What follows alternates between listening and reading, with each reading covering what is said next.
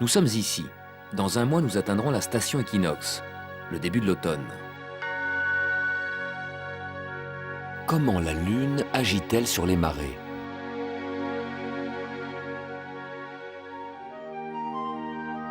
Chaque mois, les plus fortes marées sont déclenchées quand Lune, Terre, Soleil sont alignés, comme par exemple à la nouvelle Lune.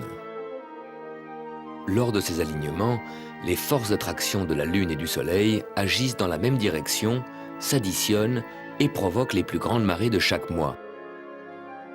Quant aux plus grandes marées de l'année, elles se produisent normalement à l'époque des équinoxes, car à ce moment-là, les forces centrifuges de la Terre s'ajoutent à la force d'attraction du Soleil et agissent plus fort sur les masses d'eau des océans. Il y a pourtant des années où la plus forte marée ne se produit pas à l'équinoxe, mais à la pleine lune d'un autre mois, du mois d'août par exemple. À cause d'un facteur que l'on oublie souvent, la distance de la Lune. L'orbite de la Lune est une ellipse. Parfois la Lune est loin, parfois elle est proche. Plus elle est proche, plus la marée est forte. Si le jour de la pleine lune du mois d'août coïncide avec le jour où la Lune est le plus proche, c'est cette pleine lune-là qui déclenchera les plus fortes marées de l'année, plus fortes encore que les marées d'équinoxe.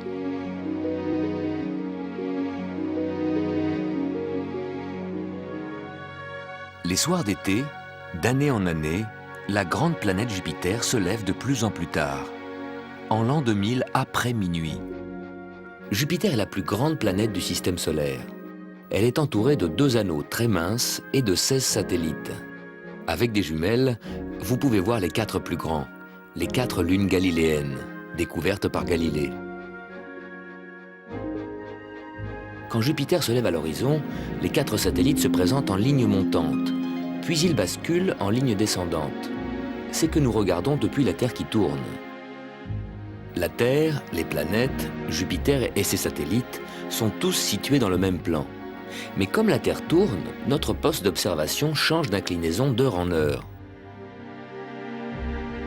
Les 4 satellites, parce qu'ils sont alignés, nous le montrent encore mieux.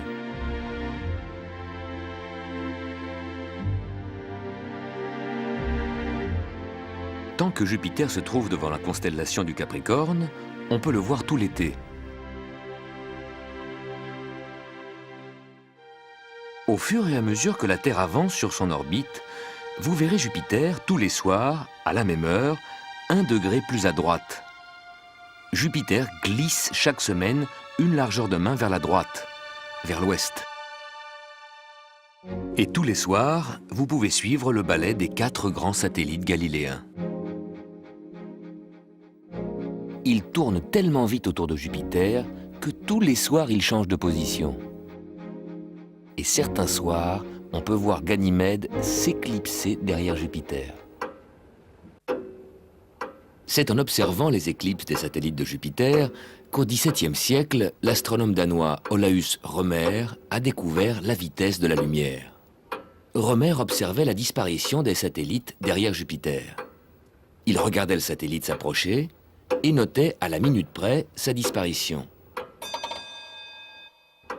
Quelques mois plus tard, il observe le même phénomène et constate un retard de 8 minutes. Quelques mois plus tard encore, une avance de 8 minutes. Rømer est perplexe. Puis il comprend.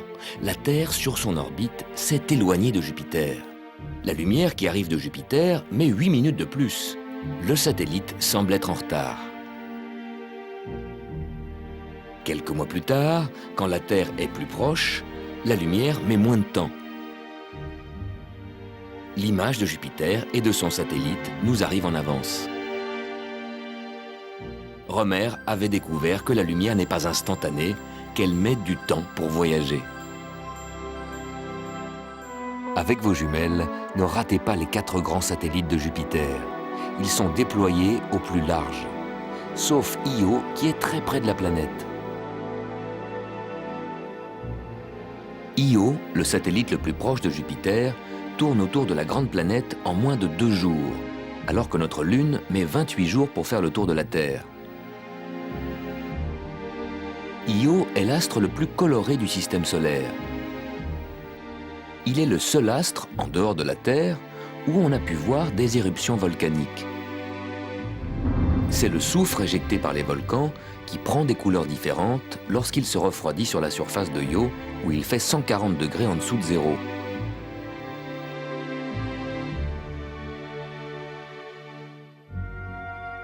Les gaz et les poussières éjectés par ces volcans sont éparpillés sur la trajectoire du satellite.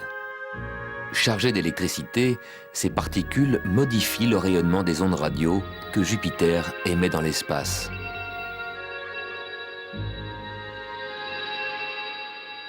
En observant les 4 grands satellites de Jupiter, vous pouvez aussi n'en voir que 3. Io et Europe, à gauche de Jupiter, sont l'un derrière l'autre. On les distingue à peine.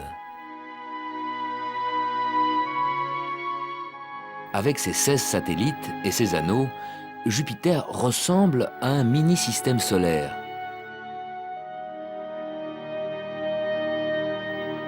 Son influence s'étend bien plus loin. À 800 millions de kilomètres à droite et à gauche de Jupiter, son orbite est peuplée par 2 groupes de petits astres, les Troyens. Ces 2 groupes d'astéroïdes flottent dans l'espace à des endroits bien précis, là où il y a un équilibre entre les forces gravitationnelles.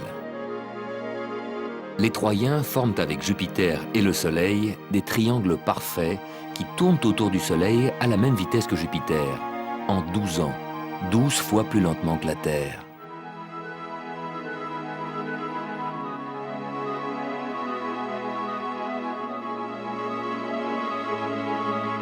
Au cours de votre vie, cette grande planète brillante fera 6 ou 7 fois le tour du Soleil. Quand vous voyez Jupiter briller dans le ciel, pensez-y.